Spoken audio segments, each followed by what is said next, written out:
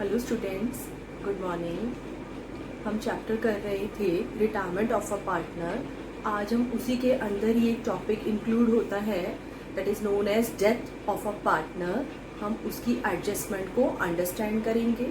उससे पहले मैं आपको याद दिला दूं कि रिटायरमेंट ऑफ अ पार्टनर में जो भी पार्टनर रिटायरमेंट लेके जाता है फर्म से, वो अपनी सारी चीज़ें फर्म से लेकर जाता है, जैसे कि उसकी कैपिटल, उसका गुडविल का शेयर, उसका जनरल रिजर्व में या प्रॉफिट एंड लॉस में शेयर, उसका रिवोल्यूशन में शेयर। ठीक है, ऐसे ही कोई लॉस है तो रिटायरिंग पार्टनर सफ़र करता था, जैसे कि रिवोल्यूशन का लॉस, एडवर्टीजमेंट सस्पेंस का लॉस या गुडविल रिटर्न ऑफ का लॉस, या कोई ड्राइंग्स है तो इनसे उसकी कैपिटल डेबिट हुआ करती थी।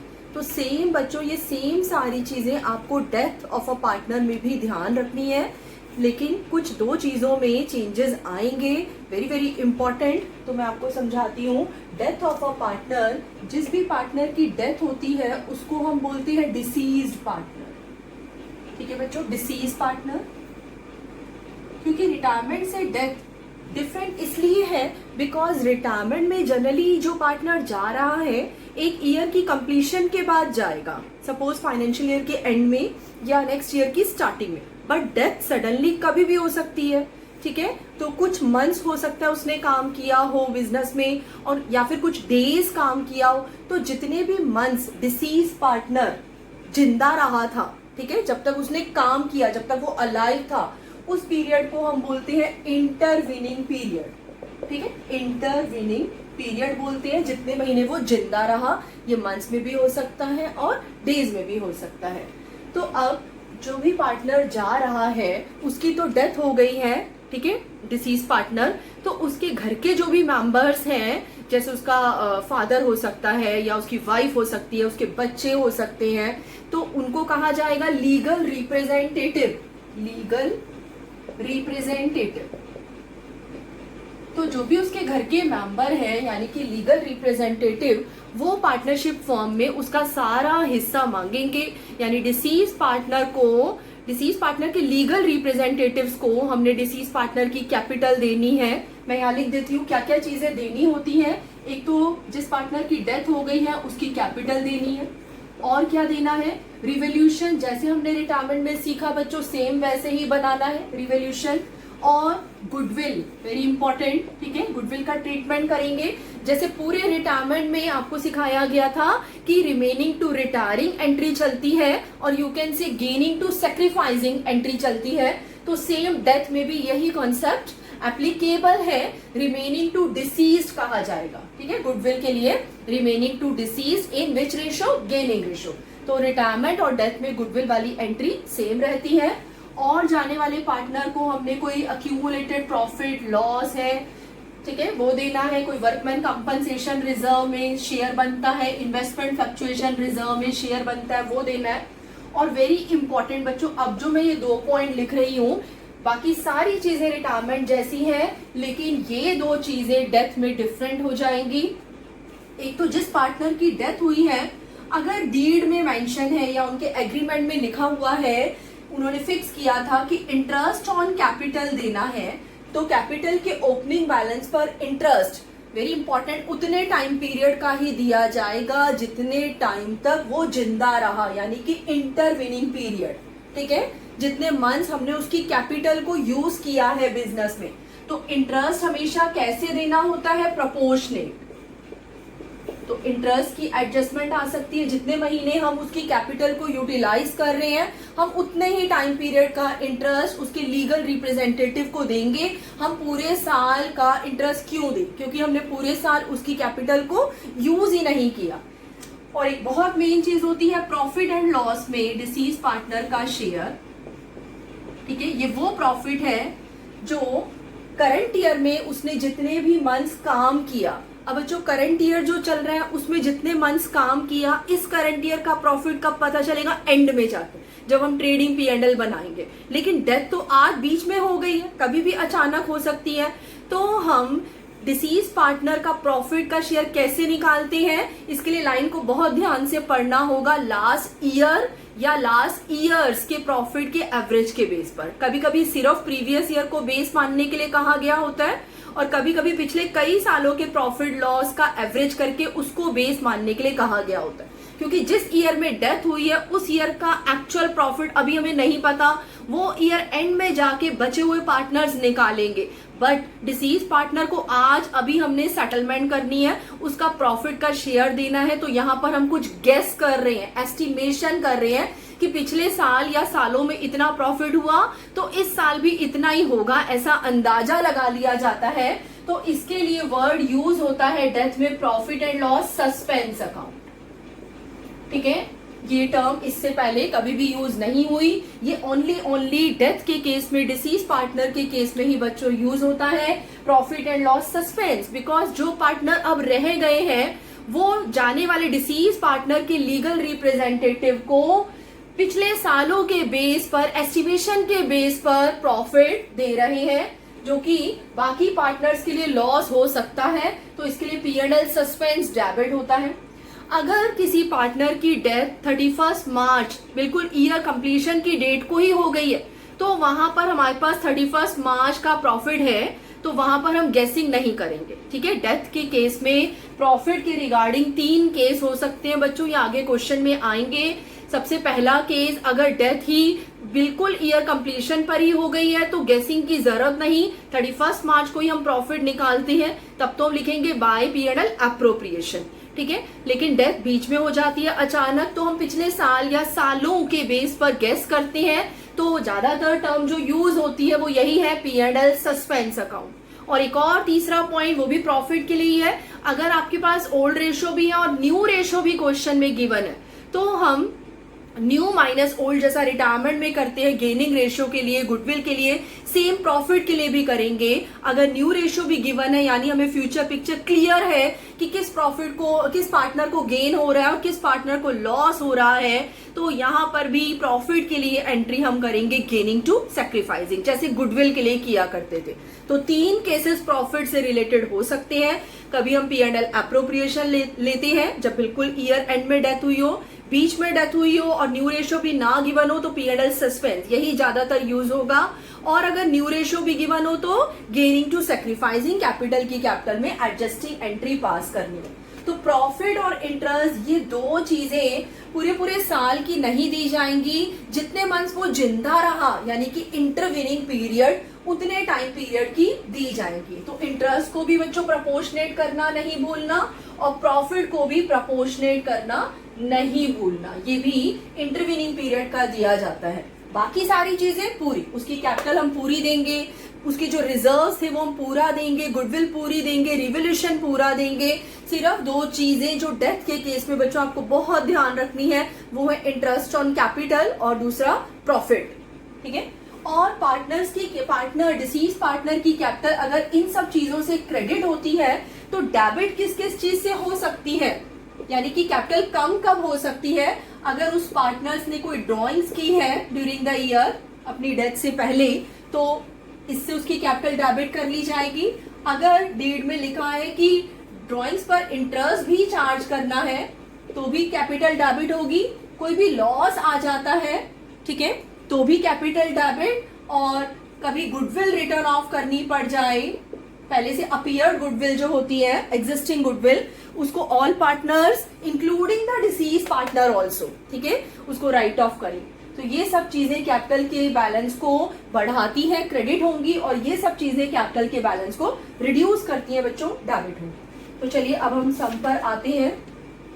तो इसमें मेनली यही एडजस्टमेंट है, डिसीज पार्टनर का कैपिटल अकाउंट बनाना होता है हमको, देने वाली चीजें क्रेडिट में और लेने वाली चीजें सभी डेबिट में आएंगी। और डिसीज पार्टनर की कैपिटल का सारा बैलेंस, ठीक है, कभी भूल कर भी आपको बैलेंस कैरी डाउन भी नहीं करना, लोन अकाउंट में भी नहीं डालना। एप्रोप्रिएट टर्म क्या है, डिसीज पार्टनर के एग्जीक्यूटर अकाउंट में ट्रांसफर कर देना है, ठीक है। आपको सभी पार्टनर का ज्यादातर कैपिटल अकाउंट नहीं पूछा जाएगा, ओनली डिसीज पार्टनर का कैपिटल अकाउंट बनाना है और सारा बैलेंस एग्जीक्यूटर अकाउंट में ट्रांसफर करना है। वैसे तो ये एग्जीक्यूटर अकाउंट और कैपिटल अकाउंट भी बच्चों as per revise syllabus delete हो गया है, लेकिन फिर भी हम सिर्फ कैपिटल अकाउंट इतना कंसेप्ट समझें। तो हमारा जो टॉपिक स्टार्ट होता है, पेज नंबर, आपकी बुक है DK गोयल, उसमें पेज नंबर मैं यहाँ मेंशन कर रही हूँ। जब भी आप सुने वीडियो तो प्लीज आपकी बुक भी साथ साथ ओपन हो ताकि आप अच्छे से अंडरस्टैंड कर सकें। तो डीके गोयल बुक में पेज नंबर 5.74 पर इलस्ट्रेशन नंबर 58 है। ठीक है, अभी हम ये कर रहे हैं। इससे पहले मैं फिर आपको बता दूं कि डिसीज पार्टनर का सारा बैलेंस उसके लीगल रिप्रेजेंटेटिव्स को यानी कि एग्जीक्यूटर अकाउंट में ट्रांसफर करना होता है। अगर तो हम डेथ के टाइम पर इमीडिएटली ही पेमेंट कर रहे हैं तो वेल एंड गुड, और अगर नहीं दे रहे तो जो डिसीज पार्टनर है वो एक आउटसाइडर की तरह माना जाएगा। ये हमारे लिए लोन है जिस पर हम 6% पर एनम से इंटरेस्ट भी पे करेंगे। तो इलस्ट्रेशन 58 बहुत छोटा सा सम है जिसमें क्या क्या मेंशन है देखिए। ABC पार्टनर है 3, ठीक है, और इनके अकाउंट्स कब क्लोज होते हैं 31 मार्च। अगर नहीं भी लिखा हो तो आपने अप्रैल टू मार्च ही मानना है। A की डेथ हुई है 30 जून, ठीक है। जैसे हम रिटायरिंग पार्टनर को अंडर सर्कल करते थे ऐसे ही हमने डिसीज पार्टनर को भी सर्कल में कर लिया। इनकी पहले से रेशो नहीं गिवन तो आप मान सकते हैं कि इक्वल होगी 1/3 ईच।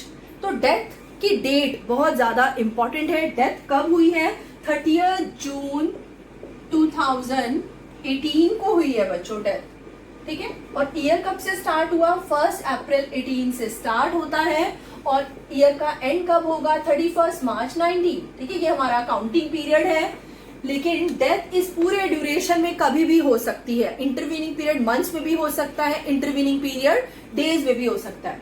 तो जब से इस ईयर की कमेंसमेंट हुई तो यहां से लेकर डेथ की डेट तक के मंथ्स काउंट करने हैं, अप्रैल, मई एंड जून, यानी कि 3 मंथ्स को हम इंटरवीनिंग पीरियड कहेंगे क्योंकि वो 3 मंथ्स जिंदा रहा, उसने 3 महीने बिजनेस में काम किया, ठीक है। तो डिसीज पार्टनर के लीगल रिप्रेजेंटेटिव को हमने उसकी सारी चीजें देनी होती हैं। इस सब में अभी क्या है कि इसमें लिखा हुआ है एग्रीमेंट है कि उसका प्रॉफिट जो है डिसीज पार्टनर का up to the date of death, जब उसने पूरा साल यहां तक काम किया ही नहीं तो उसको पूरे साल का प्रॉफिट भी मिलेगा ही नहीं।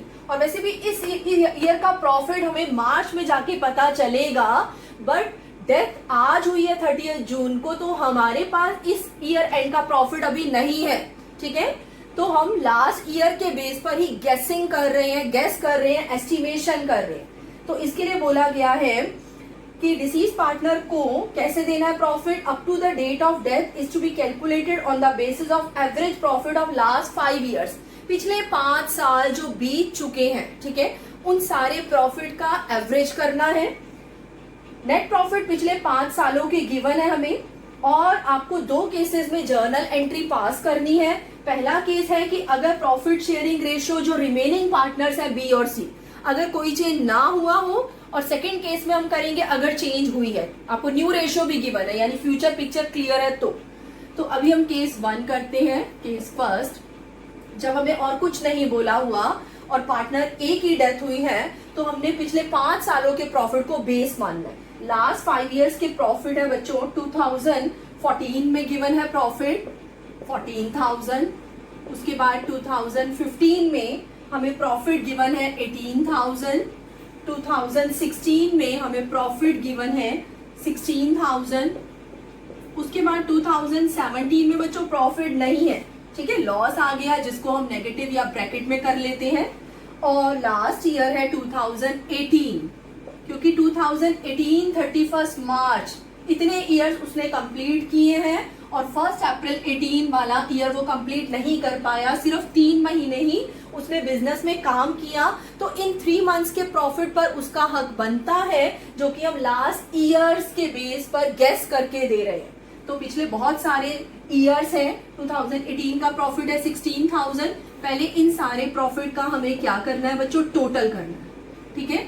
इन सारे पॉजिटिव में से ये नेगेटिव माइनस कर देंगे जब आप, तो टोटल प्रॉफिट आएगा 54,000। अब इसका एवरेज निकालेंगे। एवरेज कैसे निकालते हैं, total profit divided by number of years, ठीक है। 5 साल है तो हम 5 से डिवाइड करेंगे, 7 होते तो 7 से डिवाइड करेंगे। ये जो प्रॉफिट आया 10,800 आया। अब बच्चों प्रॉफिट के बारे में एक बहुत इंपॉर्टेंट चीज मैं आपको बता रही हूँ कि मैंने आपको बताया कि डेथ के केस में बाकी सारी चीजें नॉर्मल है, इंटरेस्ट का और प्रॉफिट का बहुत ध्यान रखना है। अब प्रॉफिट भी 2 टाइप का होता है, एक होता है टाइम बेसिस पर ठीक है, और एक होता है सेल बेसिस पर। सेल बेसिस अभी आगे आएगा। सेल बेसिस को हम टर्नओवर भी बोलते हैं। जब कुछ नहीं कहा तो टाइम बेसिस ही चलेगा। तो टाइम बेसिस में हमें यही देखना है कि उसका इंटरविनिंग पीरियड क्या रहा, वो कितने मंथ जिंदा रहा। तो वो 3 मंथ जिंदा रहा। अगर प्रीवियस 5 इयर्स के प्रॉफिट एवरेज ये है तो ऑन एन एवरेज ये 1 साल का प्रॉफिट है। ठीक है, ये 12 मंथ्स का या 1 साल का प्रॉफिट है। तो इसमें 3 मंथ्स का प्रॉफिट कितना हुआ? सबसे पहले हमने पूरे ईयर के प्रॉफिट को टाइम बेसिस के अकॉर्डिंगली प्रपोर्शनेट करना है, क्योंकि मैंने आपको अभी बताया कि डेथ के चैप्टर में प्रॉफिट और इंटरेस्ट का खास ध्यान रखना है। तो यहाँ पर सिर्फ प्रॉफिट पर बेस्ड सम है ये। तो हम 3 मंथ्स के अकॉर्डिंगली पहले प्रॉफिट को प्रपोर्शनेट कर रहे हैं। पूरे साल का प्रॉफिट अगर इतना, तो 3 मंथ जितने टाइम उसने काम किया अप्रैल टू जून, उसका प्रॉफिट कितना, और उसमें डिसीज पार्टनर का शेयर, ठीक है, 1/3। ये ध्यान रहे कि 30 जून को सिर्फ एक ही डेथ हुई है, इसलिए प्रॉफिट भी अभी उसी को ही गेस करके मिलेगा, सबको नहीं। सबको तो बाद में जब 31 मार्च 19 आएगा और बी और सी ने अकेले अब एक ही डेथ के बाद फर्म को मैनेज किया, तो बी और सी का प्रॉफिट तो वहां पता चलेगा। तो ये जो इस तरीके से हम प्रॉफिट निकालते हैं, ओनली डिसीज पार्टनर का शेयर निकालते हैं। तो 1/3 करना है। और क्योंकि हम पिछले सालों के गेस या एस्टिमेशन के बेस पर डिसीज पार्टनर को प्रॉफिट दे रहे हैं, तो आपने जर्नल एंट्री में जो टर्म यूज करनी है बच्चों वो ये है, प्रॉफिट एंड लॉस सस्पेंस।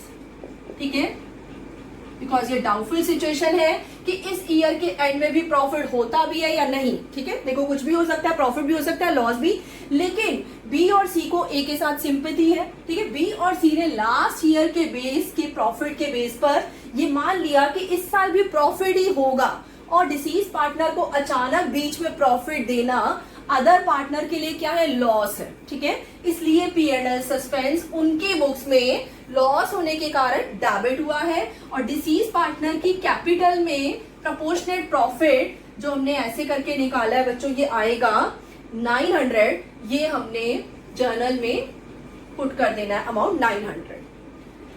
ठीक है, अब इसी का बच्चों सेकंड केस करते हैं। कुछ नहीं कहा तो हमेशा टाइम बेसिस ही लेना होता है और P&L सस्पेंस ही लिखना होता है। लेकिन इसी क्वेश्चन में सेकंड पार्ट में बोला गया है कि अगर बी और सी की न्यू रेशियो भी बता दी जाए, वो है 3:2। ठीक है, अब सेकंड केस कर रहे हैं हम, 3:2। ओल्ड भी गिवन है, न्यू भी गिवन है। क्योंकि हमें फ्यूचर पिक्चर क्लियर है तो कुछ एस्टिमेशन या डाउट की गुंजाइश नहीं रह जाती। ठीक है, जब न्यू रेशियो नहीं हो तो आपने लिखना है P&L सस्पेंस, और जब न्यू रेशियो भी हो तो न्यू माइनस ओल्ड करके गेनिंग रेशियो फाइंड आउट करेंगे। और जैसे गेनिंग रेशियो का यूज गुडविल के लिए होता है, सेम यहाँ पर प्रॉफिट के लिए होगा। तो हम गेन निकालते हैं फर्स्ट ऑफ ऑल कि क्या एक ही डेथ पर बी और सी को गेन हो भी रहा है। तो न्यू माइनस ओल्ड करेंगे बच्चों जब, ठीक है, मैं आपको यहाँ पर करके बता देती हूँ कि बी का जो न्यू शेयर है वो है 3/5, उसमें से आप 1/3 माइनस कर लेंगे। ऐसे ही सी का न्यू शेयर है 2/5, उसमें से सी का ओल्ड शेयर माइनस कर लेंगे 1/3, तो गेनिंग रेशियो आपको मिल जाएगी 4:1। ठीक है, तो सेकेंड केस में जर्नल एंट्री क्या होगी, गेनिंग पार्टनर से लेकर जो पार्टनर जा रहा है डिसीज, जिसको हम सेक्रीफाइसिंग पार्टनर बोलेंगे बिकॉज ये अपना सारा शेयर सरेंडर करके चला गया, जो जाता है वो हमेशा सेक्रीफाइसिंग पार्टनर होता है। तो डिसीज पार्टनर का नाम है ए, और गेनिंग पार्टनर बी और सी की कैपिटल उनके गेन के अकॉर्डिंगली हम डेबिट यानी कि कम कर देंगे। ये एंट्री हमने प्रॉफिट के लिए ही पास की है। ठीक है, प्रॉफिट हमने जैसे निकाला था वो सेम वही रहेगा कि एवरेज प्रॉफिट 10,800 था, उसको 3 मंथ्स के अकॉर्डिंगली हमने प्रपोर्शनेट किया, और उसमें डिसीज पार्टनर का शेयर 1/3। ठीक है, जो फर्स्ट केस में प्रॉफिट का शेयर आता है वही सेकंड केस में आएगा, लेकिन फर्स्ट केस में हमने लिखा था P&L suspense, but second case में क्योंकि न्यू रेशियो भी गिवन है हमें, तो हम gaining to sacrificing entry pass करेंगे। ए को 900 शेयर ये अपने गेन के प्रोपोर्शन 4:1 में देंगे, यानी 720 से इसकी कैपिटल डेबिट और 180 से इसकी कैपिटल डेबिट। तो बच्चों जब भी हमें क्वेश्चन में फ्यूचर पिक्चर क्लियर हो या गेनिंग रेशियो ही बता दी जाए तो आपको गेनिंग रेशियो गुडविल जैसी एंट्री यहाँ पर पास करनी है। लेकिन जब कुछ भी न्यू रेशियो के बारे में इंफॉर्मेशन ना हो तो हमेशा डेथ के केस में आपको profit and loss suspense word use करना। तो चलिए नेक्स्ट इलस्ट्रेशन पर आते हैं। अब है 59। देखते हैं हम इसमें क्या पॉइंट आया है हमारे लिए। अभी फुल फ्लेज क्वेश्चन जिसमें पूरा पार्टनर्स कैपिटल अकाउंट बनाना होता है वो अभी हमसे नहीं मांगा, सिर्फ इन चीजों पर प्रॉफिट कैसे निकाला जाता है इस पर फोकस करें। 59 में ए बी सी बच्चों पार्टनर्स है, ए है, बी है और सी है, और इनकी रेशो है 3:2:1। तो देखते हैं किस पार्टनर की डेथ हुई है, बी की डेथ हुई है। ठीक है, इसको सर्कल में कर लेते हैं। अकाउंट्स एज यूजुअल 31 मार्च को एंड होते हैं। बी की डेथ कब हुई है, ये डेट बहुत इंपॉर्टेंट है, 12 जून 2017। ठीक है, यानी करंट ईयर चल रहा होगा 1 अप्रैल 17 से और एंड कब होगा बच्चों 31 मार्च 18। ठीक है, तो उसने अप्रैल, मई और जून के 12 दिन काम किया। तो यहाँ पर आपको जो उसका इंटरवेनिंग पीरियड निकालना है वो मंथ्स में नहीं डेज में निकालना है। तो अप्रैल में कितने दिन होते हैं 30, मई में कितने दिन होते हैं 31 और जून के कितने दिन है 12, तो 73। ठीक है, 73 या उसी के ही मल्टीप्लीकेशन में ही आएंगे जो भी है डेज। तो हम कह सकते हैं उसने 73 दिन 73 डेज बिजनेस में काम किया, ये है उसका इंटरविनिंग पीरियड। तो प्रॉफिट भी उसको 73 दिन का ही मिलेगा पूरे साल का क्यों दे, जबकि उसने पूरा साल काम ही नहीं किया। तो इस केस में बी की जब डेथ हुई है तो यहाँ पर एक तो बच्चों गुडविल वैल्यूड करके दे दी है, चाहे किसी भी मेथड से हो, 60,000। आपको मालूम है कि गुडविल अगर टोटल वैल्यूड है 60,000 तो ये पूरी नहीं दे देनी हमने डिसीज पार्टनर बी को, उसका कितना शेयर देना है 2/6 जो कि आएगा 20,000। ठीक है, और गुडविल की एंट्री जो रिटायरमेंट में थी वही डेथ में ही चलेगी, रिमेनिंग टू रिटायरिंग। ठीक है, क्योंकि बी की रिटायरमेंट पर ए को भी गेन है और सी को भी गेन है। ठीक है, रिमेनिंग टू रिटायरिंग और you can say gaining to sacrificing. ठीक है, जो न्यू रेशो बचेगी बी की डेथ के बाद वही गेनिंग होगी। ठीक है, न्यू ही गेनिंग होगी, दैट इज 3:1। अगर हमें कुछ भी न्यू रेशो के बारे में इंफॉर्मेशन नहीं है तो 3:1 को हम गेनिंग रेशो मानेंगे। यहाँ पर लिख देंगे नरेशन में गेनिंग रेशो, और हम ये गुडविल की एंट्री करने जा रहे हैं। डिसीज पार्टनर बी को अपना गुडविल का शेयर 20,000 ए और सी कंपनसेट करके देंगे 3:1 में, तो इनकी कैपिटल कम हो जाएगी और बी की कैपिटल इंक्रीज हो जाएगी। तो हमने इससे 15,000 और इससे 5,000, ये तो बच्चों सेम रिटायरमेंट, आपने इतना बड़ा चैप्टर किया है, सेम है गुडविल की entry, this is for goodwill. लेकिन दूसरा पॉइंट इसी क्वेश्चन में 59 क्वेश्चन में हमसे प्रॉफिट के रिगार्डिंग भी पूछा गया है कि प्रॉफिट कैसे निकालना है till the time of his death. ये हमेशा होगा क्योंकि प्रॉफिट डिसीज पार्टनर को उसकी डेथ की डेट तक का ही देना है, जिसके लिए प्रीवियस ईयर एपोस्ट्रोफी एस है, यानी कि सिर्फ और सिर्फ पिछले साल को बेस मानना है, पिछले सालों को नहीं। तो ध्यान से बच्चों ये वर्ड आपको पढ़ना है। प्रीवियस ईयर का प्रॉफिट हमें दे रखा है, पिछले साल का प्रॉफिट है 1,50,000, लेकिन ये तो पूरे साल यानी कि 12 मंथ्स का प्रॉफिट है। जब कुछ नहीं कहा जाए तो प्रॉफिट टाइम बेसिस पर निकालना है। टाइम मंथ्स में भी हो सकता है और डेज में भी। अभी हमने यहाँ निकाला था ये डेज में था। ठीक है, पहले टाइम बेसिस के अकॉर्डिंगली हमने प्रॉफिट को प्रपोर्शनेट किया। ठीक है, 12 मंथ्स का प्रॉफिट अगर इतना तो 73 डेज जितने महीने जितने दिन वो जिंदा रहा उसका प्रॉफिट कितना, और उसमें उसका शेयर बी का शेयर करना मत भूलिएगा 2/6। तो जब आप बच्चों इसको सॉल्व करेंगे तो ये आपका प्रॉफिट आएगा 10,000। ठीक है, टोटल प्रॉफिट को प्रोपोर्शनेट किया, प्रोपोर्शनेट करके डिसीज पार्टनर का, ओनली डिसीज पार्टनर का शेयर देना है, सबका नहीं देना। कौन दे रहे हैं, ए और सी, गेस के बेस पर दे रहे हैं। जब कुछ नहीं कहा जाए तो आपने profit and loss suspense word use करना है। P&L सस्पेंस ए और सी की बुक्स में डेबिट में आएगा। अगर पूछा जाए कि ये इसके फाइनल अकाउंट में कहाँ आएगा तो आप कहेंगे बैलेंस शीट की एसेट साइड पर ये आता है P&L सस्पेंस। और बी की कैपिटल डिसीज पार्टनर की हमने बढ़ा देनी है, जो भी उसका प्रॉफिट निकल रहा है 10,000। तो इस तरीके से एक ही एंट्री हमने यहाँ पर 2 एंट्री पास की है, एक तो गुडविल की और दूसरी प्रॉफिट की। 59 हो गया। उसके बाद बच्चों हम नेक्स्ट सम पर आ रहे हैं, 60th सम। अभी हमने जो 2 सम की है 58, 59 दोनों में ही प्रॉफिट का पॉइंट आया था। ठीक है, और कुछ नहीं कहा तो टाइम बेसिस लेना है और P&L सस्पेंस वर्ड का यूज करना है। ठीक है, जब न्यू रेशो गिवन हो तो ही गेनिंग टू सेक्रीफाइसिंग।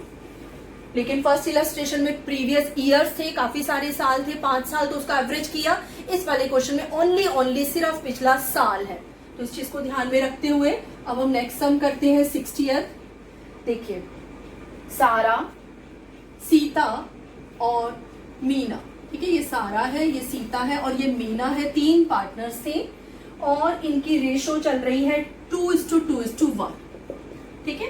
डेथ हुई है सारा, फर्स्ट पार्टनर, जिसका प्रॉफिट में शेयर कितना है 2/5, और डेथ कब हुई है 30 जून 17।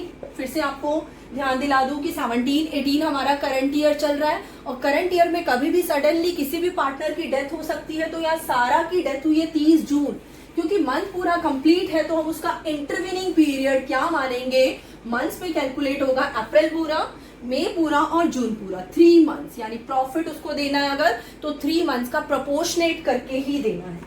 उसके बाद क्या हुआ, ईयर एंड 31 मार्च को होता है।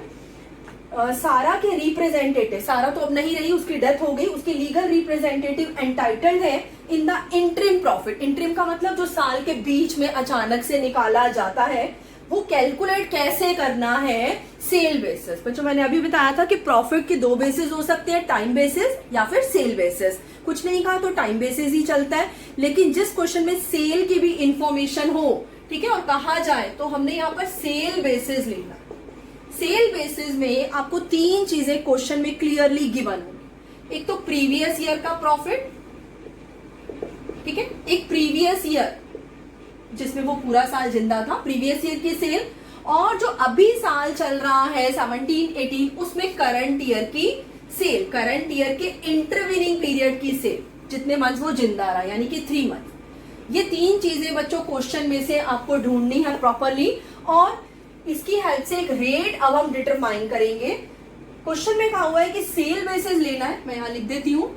सेल बेसिस में टाइम बेसिस को बीच में नहीं लाना, 3 मंथ्स दोबारा नहीं करना, बिकॉज जो करंट ईयर की सेल है वो 3 मंथ्स ही है। तो सेल बेसिस में टाइम बेसिस को बीच में नहीं लाना, बिकॉज ये सेल 3 मंथ्स की ही है।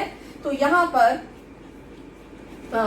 अगर करंट ईयर चल रहा है 17-18 तो प्रीवियस ईयर क्या था 16-17, ठीक है। तो 16-17 प्रीवियस ईयर का प्रॉफिट भी हमारे पास होना चाहिए और सेल भी होनी चाहिए, और करंट ईयर 17-18 में 3 मंथ्स की सेल भी हमारे पास होनी चाहिए। क्वेश्चन में सब कुछ गिवन है। प्रीवियस ईयर का प्रॉफिट है 1,80,000 और प्रीवियस ईयर की सेल है 6 लाख। तो यहां से हमें इनका एक कनेक्शन करना है, एक रेशो भी आप निकाल सकते हो, जैसा कि आपने बच्चों रेशो वाले चैप्टर में भी सीखा था। एनपी रेशो आप निकालते थे profit upon sale into 100 percentage में निकालने के लिए, ठीक है। तो प्रीवियस ईयर का प्रॉफिट रखा ऊपर और प्रीवियस ईयर की सेल आएगी अपॉन में और इनटू 100, ठीक है। कि सेल है प्रीवियस ईयर की 6 लाख, 6 लाख की सेल पर हम नॉर्मली कितना प्रॉफिट अर्न कर लेते थे पिछले साल, 1,80,000 हमने प्रॉफिट कमाया। तो हम इसको परसेंटेज की टर्म में कह सकते हैं 30%, यानी हम 30% प्रॉफिट अर्न करते थे 6 लाख की सेल पर 1,80,000। तो अगर इस साल सिर्फ और सिर्फ 3 मंथ्स की सेल, जो कि क्वेश्चन में गिवन है 1,20,000, ठीक है, इंटरविनिंग पीरियड की सेल, तो उस पर कितना प्रॉफिट अर्न करेंगे, ठीक है। 6 लाख पे प्रॉफिट कमाया 1,80,000, ये दोनों प्रीवियस ईयर का है। इसकी हेल्प से आप एक रेट या रेशो डिटरमाइन कर लेंगे और इसको करंट ईयर की सेल जो कि 3 मंथ्स की है उस पर अप्लाई कर देंगे। तो 1,20,000 अगर 3 मंथ्स की सेल है उस पर हम 30% कितना प्रॉफिट कमा लेंगे, 36,000। अब दोबारा यहाँ 3 मंथ्स नहीं करना, क्योंकि मैंने अभी आपको बताया कि सेल बेसिस में टाइम बेसिस नहीं लाना। अगर ये सेल ही 3 मंथ्स की थी तो ये प्रॉफिट भी 3 मंथ्स का ही निकलेगा, इसको और 3 मंथ्स में कन्वर्ट नहीं करना। तो हमने ये प्रॉफिट निकाल लिया 3 मंथ्स का, लेकिन इसमें जो डिसीज पार्टनर है सारा, उसका कितना शेयर है बच्चों, 2/5। क्योंकि हमने यहाँ पर जो प्रॉफिट है गेस किया है, तो यहाँ पर भी P&L सस्पेंस वर्ड आएगा। इसको आप कैलकुलेट करेंगे 14,400, एंट्री सेम वही रहेगी, profit and loss suspense debit, और सिर्फ डिसीज पार्टनर को देना है इस तरीके से शेयर, उसकी कैपिटल बढ़ जाएगी 14,400, ठीक है। तो देखा आपने सस्पेंस ही रहा, लेकिन कैलकुलेशन का तरीका बिल्कुल बदल गया। यहाँ पर टाइम बेसिस नहीं, सेल की इंफॉर्मेशन है, ये 3 चीजें, तो आपको सेल बेसिस के अकॉर्डिंगली प्रॉफिट कैलकुलेट करना। नेक्स्ट अब हम सम कर रहे हैं 61।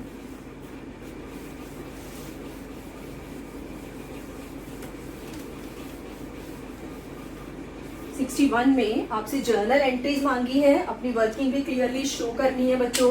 यहाँ पर दनिश, आना और प्रांजल 3 पार्टनर्स हैं। दनिश है, आना है और प्रांजल है, और इनकी रेशो चल रही है 5:3:2। तो बच्चों यहाँ पर डेथ किसकी हुई है? दनिश की डेथ हुई है। ईयर वही 31 मार्च को एंड होता है, तो हम दनिश को सर्कल में कर लेते हैं ताकि हमें ध्यान रहे। और इसकी डेथ कब हुई है? 30 सितंबर 2019। 30 सितंबर 2019। कोई ईयर पूछे कौन सा चल रहा है तो आप कहेंगे 1920। ठीक है, 1 अप्रैल 19 से हमारा साल शुरू हुआ और एंड कब होता है? 31 मार्च 20। इस पूरे ड्यूरेशन में डेथ कभी भी हो सकती है। तो 6 महीने बाद, ठीक है, 6 मंथ्स तक दानिश ने काम किया। अप्रैल, मई, जून, जुलाई, अगस्त, सितंबर, 6 मंथ्स उसका इंटरवीनिंग पीरियड माना जाएगा। बाकी सारी चीजें तो पूरी देनी है अगर कहा है तो, लेकिन प्रॉफिट का खास ध्यान रखना है कि वो 6 मंथ्स का ही देना है, चाहे टाइम बेसिस आ जाए या फिर सेल बेसिस आ जाए। तो यहाँ पर उसके एग्जीक्यूटर किस किस चीज के लिए एंटाइटल्ड है?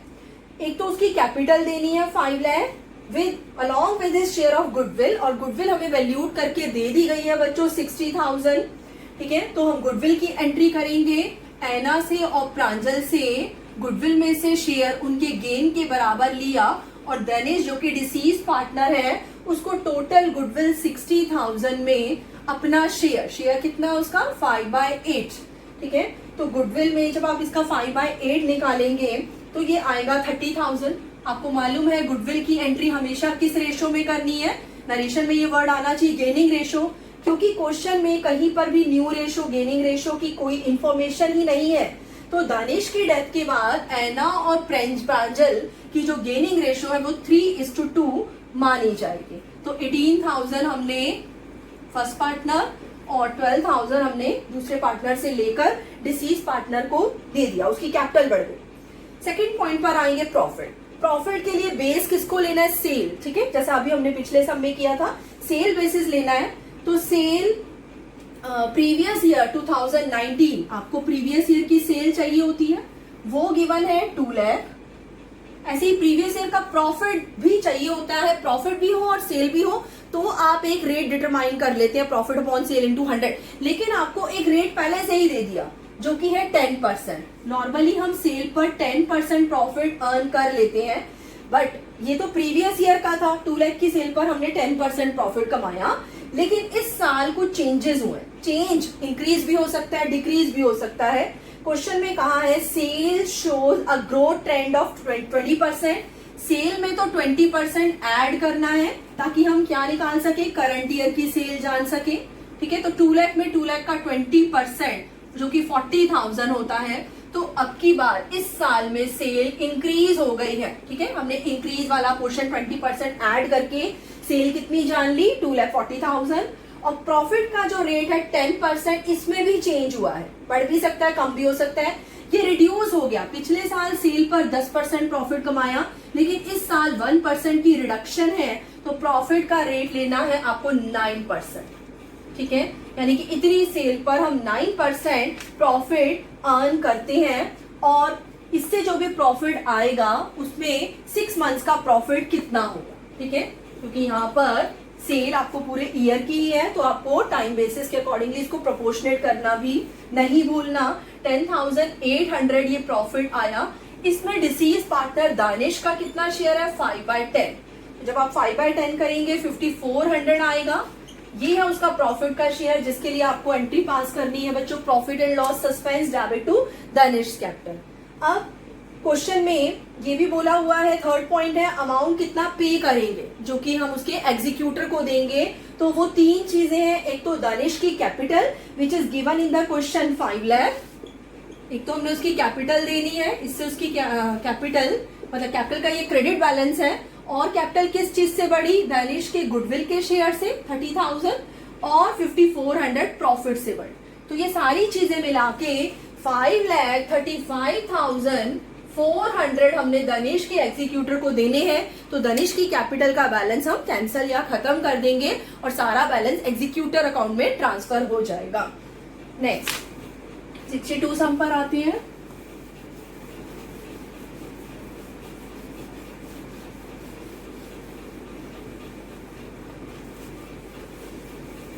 देखिए बच्चों 62 में हमसे जो डिसीज पार्टनर है उसका कैपिटल अकाउंट भी मांगा है, बैलेंस शीट आपको क्वेश्चन में गिवन है, तो एक बड़ा सम इसको हम बोल सकते हैं जिसमें काफी एडजस्टमेंट आप सीख पाएंगे। सुधा, रहीम और कार्तिक, सुधा, रहीम और कार्तिक 3 पार्टनर से, इनकी रेशो चल रही थी 3:3:4, ठीक है। ईयर एंड कब होता है? 31 मार्च 2012 को। यहाँ पर इनकी पहले से ही बैलेंस शीट गिवन है। बैलेंस शीट में एसेट लायबिलिटी में क्या क्या आइटम्स है उस पर अपने आप बहुत ही ज्यादा ध्यान देना है, जैसे हम रिटायरमेंट में भी किया करते थे। और डेथ किसकी हुई है? सुधा की डेथ हुई है, जिसका प्रॉफिट में शेयर कितना? 3/10। और डेथ कब हुई है? 30 जून, ठीक है, 30 जून 2012 में डेथ हुई है। यानी कि आपका करंट ईयर क्या चल रहा है? 12-13, ठीक है, 12-13 करंट ईयर चल रहा है और उसमें 6 महीने उसने काम किया, तो इंटरवेनिंग पीरियड कितना माना जाएगा? 6 मंथ्स। प्रॉफिट को 6 मंथ्स के अकॉर्डिंगली प्रोपोर्शनेट करना नहीं भूलना। अब बैलेंस शीट की एसेट साइड पर सुधा को लोन फर्म ने दिया हुआ है, ठीक है। फर्म ने सुधा को बहुत सारी चीजें लौटानी है, जैसे कैपिटल, गुडविल, ठीक है, बट सुधा का लोन उससे वापस लेना है, तो हम इसको एडजस्ट कर लेंगे। लेने वाले में से देने वाला माइनस हो जाएगा। तो सुधा का लोन एसेट साइड पर है 10,000, इस पर ध्यान देंगे। और क्या चीज है बच्चों? गुडविल हमें वैल्यूड करके नहीं दे रखी, इसको वैल्यूड करना है। कैसे? एवरेज प्रॉफिट नीचे गिवन है क्वेश्चन में 42,000, ये एवरेज प्रॉफिट है, और इंटू 2 करना है। ये लास्ट 3 इयर्स के एवरेज है, ऑलरेडी एवरेज है तो हम 3 से डिवाइड नहीं करेंगे, इंटू 2 करेंगे। ये है टोटल वैल्यूड गुडविल, और इसमें सुधा का हम शेयर निकालेंगे 3/10। बच्चों गुडविल की एंट्री आप कर ही लेंगे, ठीक है, क्योंकि कहीं पे भी क्वेश्चन में न्यू रेशो या गेनिंग रेशो के बारे में इंफॉर्मेशन नहीं है, तो इन दोनों की जो न्यू बची है वो ही गेनिंग रेशो मानी जाएगी। तो गुडविल की एंट्री आपको इस गेनिंग रेशो में करनी है, इसके शेयर के साथ, ठीक है। एंट्री होगी RK/S। सेकेंड पॉइंट है सुधा डिसीज पार्टनर है जो, उसको प्रॉफिट भी देना है हमने, वो कैसे कैलकुलेट करना है? सेल बेसिस पर, ठीक है। अभी मैंने आपको बताया सेल बेसिस में हमें क्या क्या चीजें चाहिए होती हैं।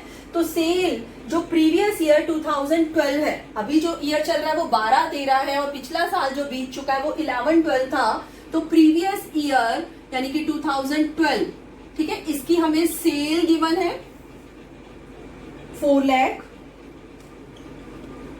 ऐसे ही प्रीवियस ईयर 2012 का ही हमें प्रॉफिट भी गिवन है 1 लाख, ठीक है। प्रॉफिट प्रीवियस ईयर की दोनों चीजें गिवन है, तो हम रेट निकाल लेंगे। और करंट ईयर जो कि अभी पूरा बीता नहीं है, करंट ईयर में सिर्फ और सिर्फ इंटरवेनिंग पीरियड जो कि अप्रैल टू सितंबर 6 मंथ्स है हमारा, 1 अप्रैल टू 30 जून, ठीक है, जून सितंबर नहीं, सॉरी बच्चों, जून 6 मंथ्स है हमारा, सॉरी 3 मंथ्स है, तो उसकी जो सेल है, मैं यहाँ 3 मंथ्स कर देती हूँ, 3 मंथ्स वो जिंदा रहा, अप्रैल, मई, जून, तो 3 मंथ्स की जो सेल है करंट ईयर में इंटरवेनिंग पीरियड की, वो है 1,50,000।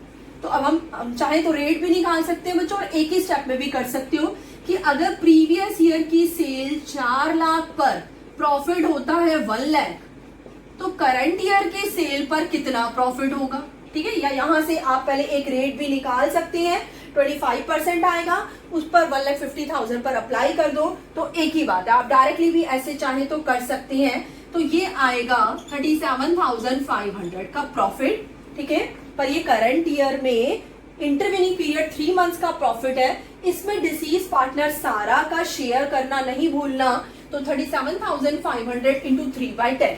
तो इस तरीके से हमने सेल बेसिस के अकॉर्डिंगली सारा का प्रॉफिट का शेयर निकाल लिया। तो जब 3/10 करेंगे तो ये आएगा 11,250, क्योंकि हमने लास्ट ईयर के प्रॉफिट और सेल के बेस पर एस्टिमेट किया है, इसलिए एंट्री P&L सस्पेंस ही रहेगी।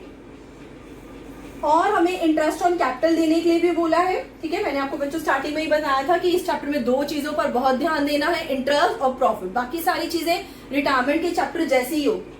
और क्वेश्चन में मांगा है हमसे सुधा का कैपिटल अकाउंट, जो हम उसके एग्जीक्यूटर के सामने रेंडर यानी पेश करेंगे। तो मैं यहाँ पर आपको बता रही हूँ कि सुधा का कैपिटल अकाउंट, ठीक है, हमने उसको क्या क्या चीजें देनी है। सबसे पहले कैपिटल अकाउंट क्रेडिट साइड से स्टार्ट होगा, इधर कैपिटल इंक्रीज और इधर कैपिटल डिक्रीज होती है। हमने उसकी कैपिटल का बैलेंस देना है, जो कि पुरानी बैलेंस शीट में गिवन है 60,000, इसके बाद हमने उसका गुडविल का शेयर निकाला, जिसकी एंट्री हम करेंगे बाय रहीम और बाय कार्तिक। ठीक है, रहीम से यहाँ पे जो गुडविल का शेयर आएगा बच्चों वो 25,200 आएगा, जिसको हम 3:4 यानी कि इसका 3/7 और 4/7 कर रहे हैं। तो रहीम से लेने हैं 10,800 और कार्तिक से लिए जा रहे हैं 14,400। तो ये हमने गुडविल की एंट्री करी, रहीम डेबिट, कार्तिक डेबिट टू सारा, और उसकी पोस्टिंग कर दी। अब बच्चों इनकी पुरानी बैलेंस शीट में क्या क्या चीजें हैं जिस पर ध्यान देना होता है, मैं आपको फिर याद दिला दूं।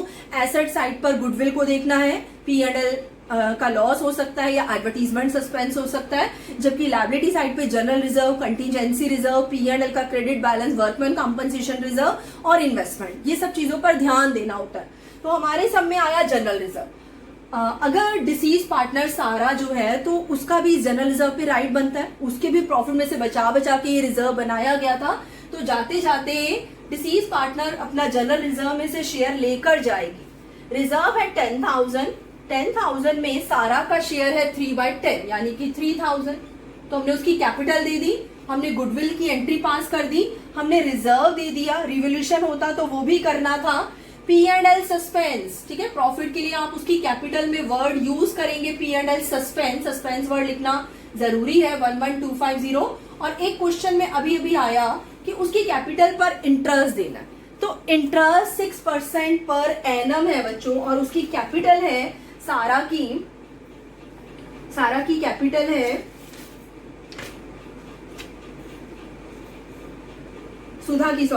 सुधा की कैपिटल है 60,000। तो यहाँ पर देखिए 60,000 की कैपिटल पर अगर हम 6% से इंटरेस्ट दे देंगे तो ये तो पूरे साल का हो गया।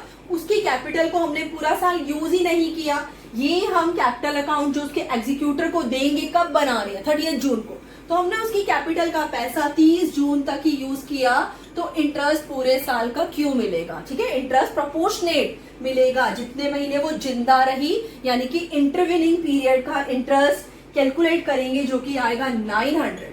और डेबिट साइड पर उसकी कैपिटल यदि किसी चीज से कम होती है तो वो है सुधा का लोन, ठीक है, क्योंकि सुधा के लोन का डेबिट बैलेंस था, हमने कैपिटल के थ्रू एडजस्ट कर दिया। कैपिटल देनी है और लोन लेना है, ठीक है, तो पहले पैसा दें फिर ले, इससे अच्छा क्यों ना आपस में एडजस्ट कर दें। तो हमारी एंट्री हुई Sudha's capital debit to Sudha's loan account. तो सुधा का लोन अंदर ही अंदर एडजस्ट यानी कि माइनस हो जाएगा। ये सारी चीजें हमने उसको देनी है उसके एग्जीक्यूटर को, और एसेट में जो लोन का पैसा हमने उसको दे रखा था वो वापस लेना है।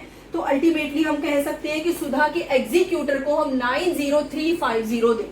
ये सारा बैलेंस ना आपने कैरी डाउन करना है ना लोन में, हमेशा सुधा एग्जीक्यूटर वर्ड लिखना है।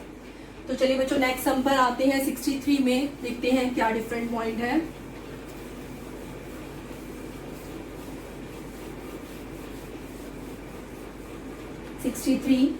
पे नंबर 5.79 पर एबीसी पार्टनर है, इनकी रेशो चल रही है 5:4:3, और पिछले साल 31 मार्च 15 जब तीनों ने मिलकर काम किया, ये लास्ट ईयर की बैलेंस शीट है। बैलेंस शीट में हम देख लेते हैं, एक तो एडवर्टीजमेंट सस्पेंस है जिसका लॉस सभी सफर करेंगे, और लायबिलिटी साइड पर रिजर्व है जिसको सभी पार्टनर्स में उनकी ओल्ड रेशियो 5:4:3 में डिस्ट्रीब्यूट करना है। और डिसीज पार्टनर है हमारा ए, उसकी डेथ कब हुई है, 1 अक्टूबर 2015 को हुई है।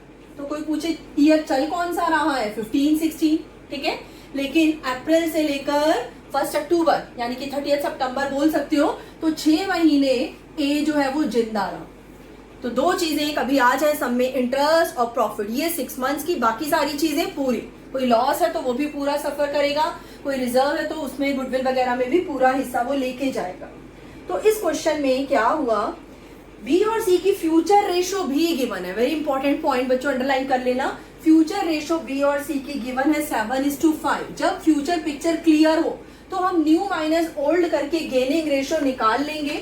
बच्चों यहाँ न्यू माइनस ओल्ड कर लेना, जैसे 7/12 में से इसका बी का शेयर 4/12 माइनस होगा तो इसका गेन आएगा 3/12, ऐसे ही दूसरे का निकाल लेना। गेनिंग रेशो 3:2 आ जाएगी, जिसमें आपको गुडविल की एंट्री अगर है वो तो करनी है, प्रॉफिट की भी करनी। तो गेनिंग रेशो का डेथ के केस में मान लीजिए पूछा जाए एक नंबर के क्वेश्चन में कि गेनिंग रेशो के कोई दो यूज बताएं, तो आप बोलेंगे गुडविल, ठीक है, और दूसरा है प्रॉफिट। तो यहां पर हमने गेनिंग रेशो निकाल ली है जो कि आई है 3:2। अब हमें क्वेश्चन में कहा हुआ है कि गुडविल कैसे वैल्यूड करनी है। पिछले 4 सालों के प्रॉफिट है, चारों का टोटल किया, एवरेज करने के लिए 4 से हम डिवाइड करेंगे, 18,000 आएगा, और 2.5 नंबर ऑफ ईयर परचेज है। तो गुडविल बच्चों वैल्यूड कर लेंगे 45,000 पूरी फर्म की वैल्यूड गुडविल आ रही है। इसमें डिसीज पार्टनर ए को उसका शेयर हमने देना है जो कि है 5/12, ठीक है, जो कि आएगा 18750। तो हमसे क्वेश्चन में ए पार्टनर का कैपिटल अकाउंट मांगा है। बाकी सारी चीजें हम जो भी कैलकुलेशन कर रहे हैं उसको वर्किंग नोट में हम शो करेंगे। और क्या है बच्चों, यहां पर कुछ एसेट लायबिलिटीज की वैल्यू में चेंज हुआ है। हमसे रिवोल्यूशन क्लियरली तो नहीं मांगा क्या है, ए का कैपिटल अकाउंट वो हम बना ही रहे हैं, और हमसे रिवोल्यूशन अकाउंट नहीं मांगा, बट वो क्वेश्चन को अटेम्प्ट करने के लिए जरूरी है तो वो हम फटाफट बना लेते हैं। देखते हैं क्या प्रॉफिट या लॉस आ रहा है। पेटेंट्स 8,000 के हो गए हैं, पहले तो पेटेंट्स थे 11,000 के, तो 3,000 से पेटेंट्स हो रहे हैं डिक्रीज 2 पेटेंट्स। उसके बाद मशीनरी 28,000 की हो गई है, पहले तो मशीनरी 30,000 की थी, तो ये भी 2,000 से मशीनरी डिक्रीज हो रही है। एसेट का डिक्रीज हमेशा ही हमारा लॉस होता है। और एक और एसेट है बिल्डिंग जो कि 20 से 25 हो रही है, इसमें अप्रिसिएशन है, इंक्रीज है, 20 से 25,000 हम बैलेंस शीट में दिखाएंगे, यानी 5,000 का इंक्रीज। तो बच्चों नॉर्मली अगर इधर डिफरेंस आए तो रिवोल्यूशन का प्रॉफिट होता है, इधर आए तो लॉस होता है, बट ये बाई चांस 5,000 टैली हो रहा है, नो प्रॉफिट नो लॉस। अगर प्रॉफिट होता तो वो हमने ए को उसका शेयर देना है, लॉस होता तो जाते जाते वो सफर करेगा, मतलब उसके जो एग्जीक्यूटर अकाउंट में कैपिटल कम हो जाएगी, उसकी ए की कम करके देनी है। तो यहाँ पर प्रॉफिट लॉस कुछ भी आया ही नहीं, तो रिवोल्यूशन अकाउंट बट फिर भी हम वर्किंग नोट में जरूर बनाएंगे। तो और क्या क्या चीजें हैं जो हमने ए को देनी है, देखिए ए का कैपिटल अकाउंट हम बनाते हैं, by balance brought down, old balance sheet में से उसकी कैपिटल का क्रेडिट बैलेंस यहाँ दिया। अभी अभी हमने गुडविल वैल्यूड की थी 18750, क्योंकि हमें न्यू रेशो भी गिवन है और ओल्ड रेशो भी गिवन है, और हमने गेनिंग रेशो भी निकाल ली 3:2 में। तो ए की कैपिटल में बाय बीज कैपिटल और बाय सीज कैपिटल लिखा जाएगा। ये हमने गुडविल के लिए लिखा है बच्चों, ठीक है, यहाँ पे गुडविल का शेयर दे देंगे। और प्रॉफिट के लिए लिखा हुआ है कि करंट ईयर 15-16 के लिए प्रॉफिट क्या बेस लेना है, be taken as having accrued at the same rate as previous year. Current year के लिए प्रीवियस ईयर के प्रॉफिट को बेस मानने के लिए कहा गया है, यानी कि 15-16 के लिए 14-15 का प्रॉफिट हमारा बेस है, this is our previous year. तो 14-15 का प्रॉफिट अभी जो हमने गुडविल के लिए भी लिया था दैट इज 18,000। तो 18,000 का प्रॉफिट अगर पूरे साल का है तो आपने टाइम बेसिस के अकॉर्डिंगली इसको प्रोपोर्शनेट जरूर करना है। 6 मंथ वो जिंदा रहा, अप्रैल टू अक्टूबर 1, और उसमें डिसीज पार्टनर का शेयर था 5/12। तो जब आप इसको सॉल्व करेंगे ये 3750 आ जाएगा। अगर कुछ नहीं होता तो हम प्रॉफिट के लिए क्या लिखते हैं, P&L सस्पेंस, क्योंकि हम बीच में ही गेस कर रहे हैं। लेकिन यहाँ पर न्यू रेशो गिवन थी तो ट्रीटमेंट बिल्कुल गुडविल जैसा होगा। जब भी आपको न्यू रेशो गिवन है तो न्यू माइनस ओल्ड करके जैसी एंट्री गुडविल के लिए थी सेम वैसी ही प्रॉफिट के लिए करें, ठीक है। अमाउंट इस तरीके से निकालना है। तो 3750 को हमने बी और सी में 3:2 की रेशो में, गेनिंग रेशो में डिस्ट्रीब्यूट करना है। और एक और पॉइंट है, इंटरेस्ट देना है 10%। तो इंटरेस्ट ऑन कैपिटल, इसको प्रोपोर्शनेट करना नहीं भूलना। कैपिटल है 30,000 ए की, उस पर रेट ऑफ इंटरेस्ट है 10%, पर ये पूरे साल का है। हमने उसकी कैपिटल को 1 अक्टूबर के बाद यूज ही नहीं किया, तो 6 मंथ्स का ही हम उसके एग्जीक्यूटर को इंटरेस्ट पे करेंगे, जो कि आएगा 1500। अब ये सारा बैलेंस उसके एग्जीक्यूटर में डालेंगे और ये चेक करेंगे किसी चीज से उसकी कैपिटल डेबिट तो नहीं हो रही है। एडवर्टीजमेंट सस्पेंस का लॉस भी वो सफर करेगा। तो 12,000 में 5/12 5,000, बाकी का बैलेंस 51,250 हमने उसके एग्जीक्यूटर को देंगे, ठीक है। जो हम कैश में भी दे सकते हैं, तो लिखना है टू कैश। कुछ नहीं कहा तो एग्जीक्यूटर के लोन में। इस क्वेश्चन में हाफ हाफ था, तो हमने हाफ उसको चेक से दे दिया और बाकी का हाफ उसके लोन अकाउंट में चला गया। बट एग्जीक्यूटर अकाउंट डिलीटेड है बच्चों, तो इसको भी हम छोड़ देते हैं। आपको मेनली जो एडजस्टमेंट हम कर रहे हैं प्रॉफिट की, गुडविल की, रिवोल्यूशन की, इंटरेस्ट ऑन कैपिटल, ठीक है, या बैलेंस शीट में जितनी भी पुरानी चीजें हैं उनकी एडजस्टमेंट, इनको बहुत ध्यान रखना है। नेक्स्ट क्वेश्चन है 64। 64 में देखते हैं सीता, रीता और गीता। सीता, रीता और गीता 3 पार्टनर्स है बच्चों। रेशियो है 4:3:1। और डीड में लिखा हुआ है कि अगर किसी पार्टनर की डेथ हो गई तो गुडविल कैसे वैल्यूड करनी है। बच्चों लाइन को बहुत ध्यान से पढ़ना है। गुडविल कैसे वैल्यूड करनी है? 50% of the net profit credited to that partner's capital account during the last 3 completed years before her या हिज डेथ। ठीक है, पिछले 3 जो कंप्लीटेड ईयर्स है उसमें पिछले 3 सालों में डिसीज पार्टनर के हिस्से में कितना प्रॉफिट गया था, उसकी कैपिटल में कितना क्रेडिट हुआ, उसका 50% यानी हाफ जो है वो गुडविल होगा। तो यहाँ पर बुक कब क्लोज होती है? 31 दिसंबर। वेरी इंपॉर्टेंट, ये कैलेंडर ईयर लिखा हुआ है। जनवरी से साल शुरू हुआ, जनवरी 16 से, ठीक है, जनवरी से साल शुरू हुआ और 31 दिसंबर को एंड हुआ। और आज जब सीता की डेथ हुई है, डेट है 29 फेब 2016, ठीक है, लीप ईयर था इसलिए ये 29 फेब है। तो आपका जो करंट ईयर कोई पूछे चल क्या रहा है तो आप कहेंगे 1 जनवरी 16 से साल शुरू हुआ और 31 दिसंबर 16, ठीक है, 1 जन टू 31 दिसंबर 16 ये साल चल रहा था। जनवरी बीता, फरवरी बीता, 2 महीने ही बीते थे, लेकिन सीता की किसी भी रीजन से अचानक डेथ हो। तो 2 मंथ्स है हमारा इंटरवीनिंग पीरियड, जिसमें हम 2 बातों का ध्यान रखेंगे। इंटरेस्ट भी 2 मंथ्स का देना है और अगर प्रॉफिट आ जाए तो वो भी, बाकी सारी चीजें पूरी। तो यहाँ पर क्वेश्चन में मेन पॉइंट एक तो प्रॉफिट के लिए है और दूसरा नीचे कुछ रिवोल्यूशन से रिलेटेड एडजस्टमेंट्स है, ठीक है। लिखा हुआ है सीता की डेथ पर बिल्डिंग अंडर वैल्यूड पाई गई है 80,000 से। बस एक बिल्डिंग का ही पॉइंट है, बिल्डिंग की वैल्यू अंडर हो गई थी तो आपने उसको बढ़ाना है, पहले ही अंडर है उसको और कम नहीं कर देना। तो building debit to revolution, building की वैल्यू को इंक्रीज करेंगे जितने से वो कम रह गई थी। और ये रिवोल्यूशन में गेन है, एक ही आइटम है इसलिए आप वर्किंग नोट में बेशक अकाउंट ना बनाएं, एंट्रीज ही हमसे पूछी है। तो रिवोल्यूशन का ये जो प्रॉफिट है सभी पार्टनर्स को मिलेगा, ठीक है। तो रिवोल्यूशन का प्रॉफिट हम यहाँ पर, वैसे अगर एंट्रीज मांगी आप सब में भी डिस्ट्रीब्यूट कर सकते हो यहाँ पर, या मेनली हमें डिसीज पार्टनर का दिखाना है तो हम सीता का शेयर दे देंगे, ठीक है। सीता, रीता और गीता 80,000 का प्रॉफिट ऑल पार्टनर्स की इस ओल्ड रेशियो 4:3:1 में डिस्ट्रीब्यूट हो जाएगा। 40,000, 30,000 और 10,000। अब हमने गुडविल कैसे निकालनी है?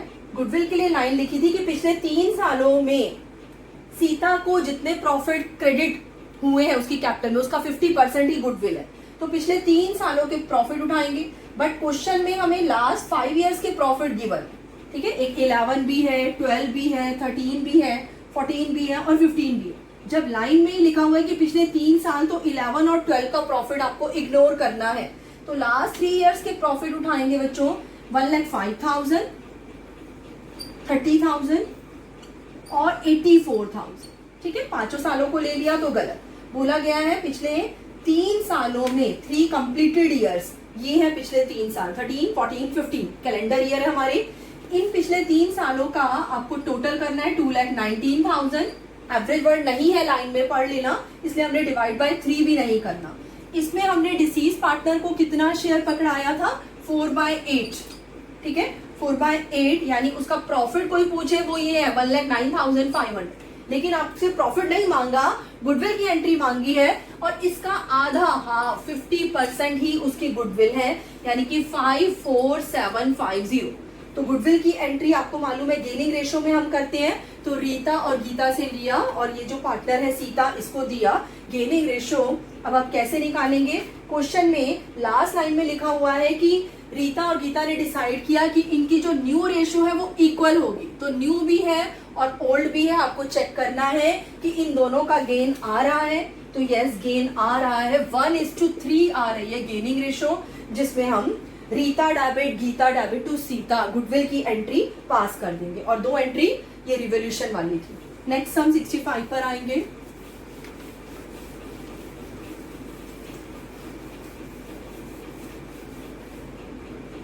में देखिए बच्चों, पी क्यू और आर पार्टनर हैं, पी क्यू और आर, और इनकी रेशो है 3:2:1। आपको बैलेंस शीट बनाकर दी हुई है। 31 मार्च 2020 तक सभी पार्टनर्स ने काम किया और इनकी बैलेंस शीट में एक तो इन्वेस्टमेंट है, लेकिन इसकी वैल्यू मार्केट प्राइस इंक्रीज हो रहा है। एडवर्टीजमेंट एक्सपेंडिचर है जिसको सभी पार्टनर सफर करेंगे। लायबिलिटी साइड पे वर्कमैन कंपनसेशन रिजर्व है जिसके रिगार्डिंग हमें अभी देखना होगा कि क्लेम अराइज हुआ है या नहीं। और P&L जो इनका ईयर था 1920, उसका प्रॉफिट भी गिवन है। ठीक है, तो ये था 1920 की बैलेंस शीट आपको गिवन है। और अभी करंट ईयर कौन सा चल रहा है कोई पूछे तो आप कहेंगे 2021। ठीक है, ये 1920 की बैलेंस शीट पुरानी पिक्चर गिवन है और 2021 करंट ईयर चल रहा है जिसमें आर की डेथ हुई है कब? 15 जून। ठीक है, आधा महीना जून का, 15 दिन यानी आधा महीना। तो आपने इसको मंथ्स में ही काउंट करना है, डेज में नहीं। तो अप्रैल पूरा, मई पूरा और जून आधा, यानी कि 2.5 महीने, 2.5 मंथ्स रहा उसका इंटरविनिंग पीरियड, जब तक वो जिंदा रहा, जब हमने प्रॉफिट या इंटरेस्ट को प्रोपोर्शनेट करना होता है। तो फर्स्ट पॉइंट में बच्चों कुछ रिवोल्यूशन से रिलेटेड आइटम्स दे रखी हैं। आप रिवोल्यूशन बच्चों बना ही लेंगे। पेटेंट वैल्यूलेस है तो 2 पेटेंट्स। फर्नीचर अंडर वैल्यूड हो गया था 10%, तो बैलेंस शीट में जो वैल्यू गिवन है फर्नीचर की वो 90% है। तो अगर 90% इतनी है तो what will be the 100% value? 60,000 आएगी। 60 होनी चाहिए, हमने 54 दिखाई हुई है, तो 6,000 से फर्नीचर को बढ़ाना है, बाय फर्नीचर। तो इस तरीके से बच्चों रिवोल्यूशन का आप प्रॉफिट निकाल लेंगे। ठीक है, जो कि आएगा 21,000। आप वर्किंग नोट में बना लेना और ये सभी पार्टनर्स को ओल्ड रेशो में मिल जाएगा। उसके बाद वर्कमैन कंपनसेशन पर आते हैं। कुछ नहीं कहा होता तो ये वर्कमैन कंपनसेशन रिजर्व जितने से क्रेडिटर हमने उतने से डेबिट करके सब में ही डिस्ट्रीब्यूट कर देना था। 1 लाख है ये, लेकिन नीचे क्लेम अराइज हो गया है 1,20,000। ठीक है, claim is more than reserve, तो ये 20,000 का बर्डन रिवोल्यूशन पर आएगा। रिवोल्यूशन अकाउंट में ले लिया होगा तभी ये प्रॉफिट आया है 21,000। और उसके एंटाइटल एग्जीक्यूटर एंटाइटल्ड है। प्रॉफिट कैसे मिलेगा? लास्ट ईयर के प्रॉफिट पर, सिर्फ और सिर्फ पिछले साल। अभी कौन सा ईयर चल रहा है? 2021। इससे पहले प्रीवियस ईयर, लास्ट ईयर कौन सा था? 1920। 1920 का प्रॉफिट हमें चाहिए, जो कि आपको बैलेंस शीट में गिवन है, वो है 90,000। ठीक है, तो 90,000 का जो प्रॉफिट है इसको बेस मानने के लिए कहा गया है। उसको तो हम करेंगे ही करेंगे, लेकिन आपको मालूम है कि अंदर की चीजें सभी पार्टनर्स में डिस्ट्रीब्यूट होती हैं। तो आपने एक तो P&L जो 90,000 है उसको सभी पार्टनर्स में डिस्ट्रीब्यूट करना है। प्रॉफिट नहीं रहा, कैंसिल हो गया।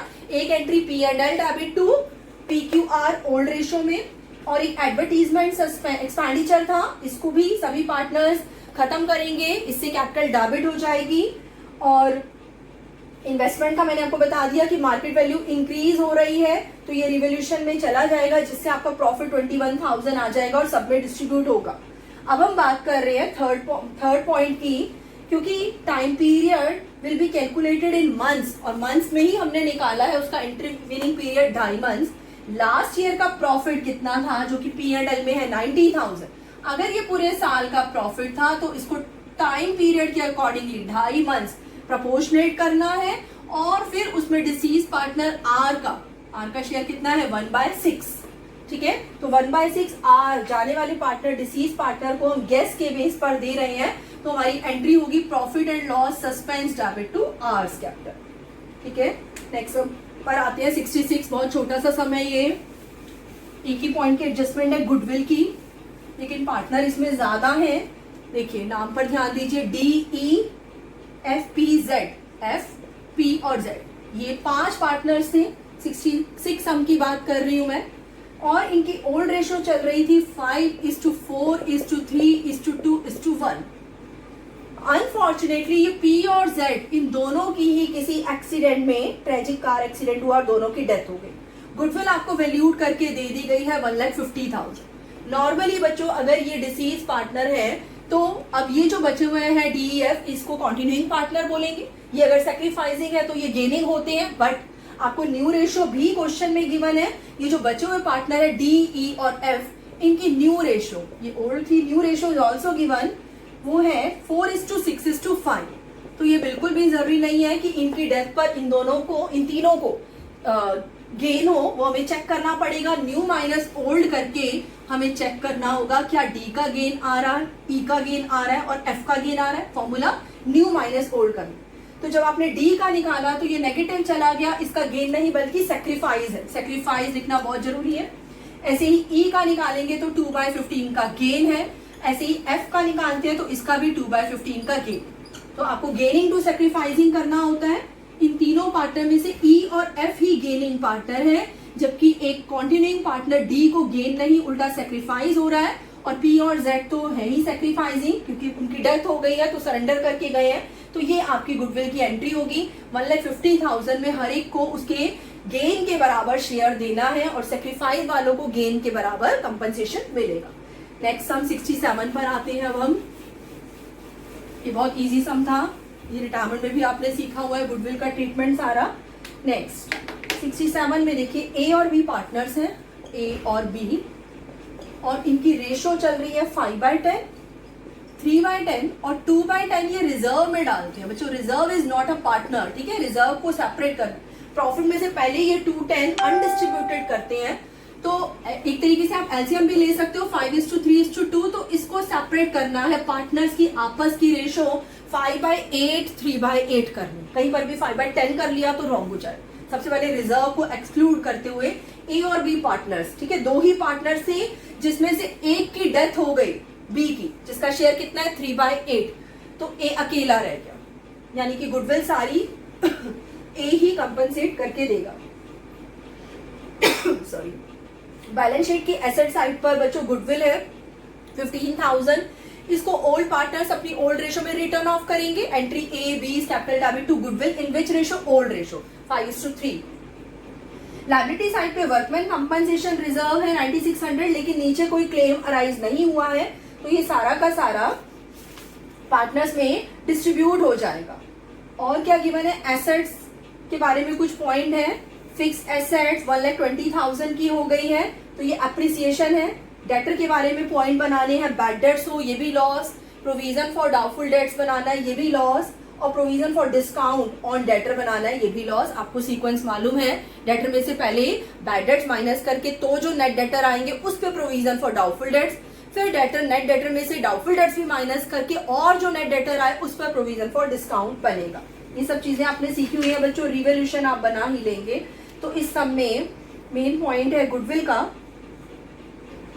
गुडविल कैसे निकालनी है, based on total profit of last 3 years. Total word को अंडर सर्कल कर लेना बच्चों, टोटल प्रॉफिट, एवरेज नहीं बोला।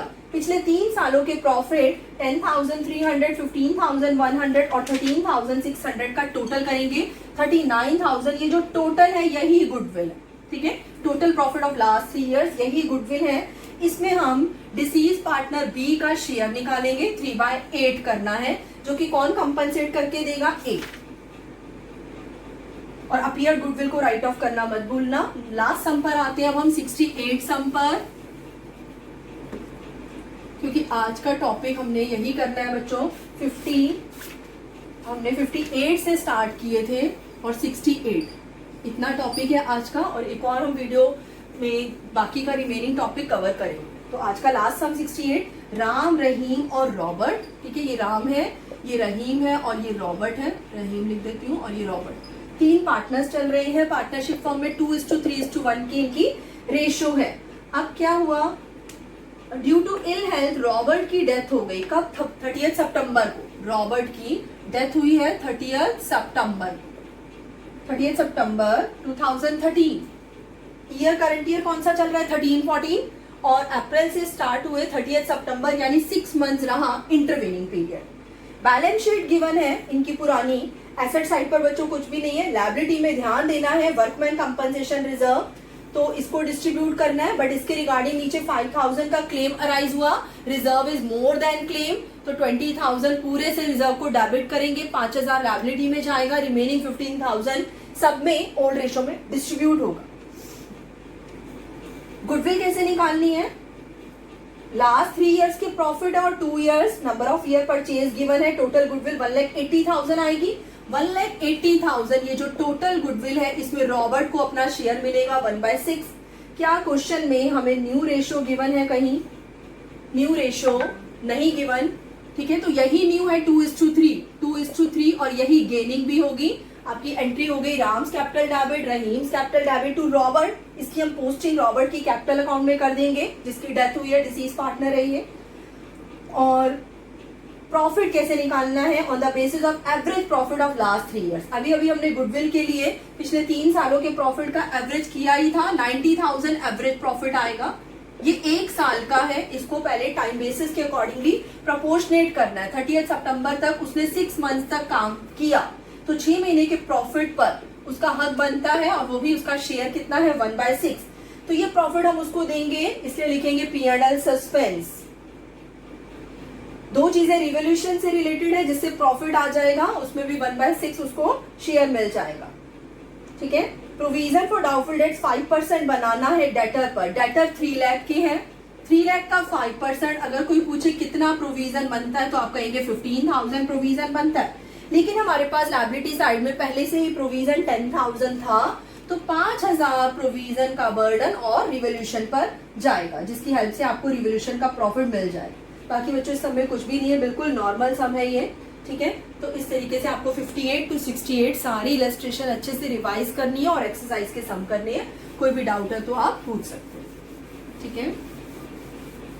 Thank you.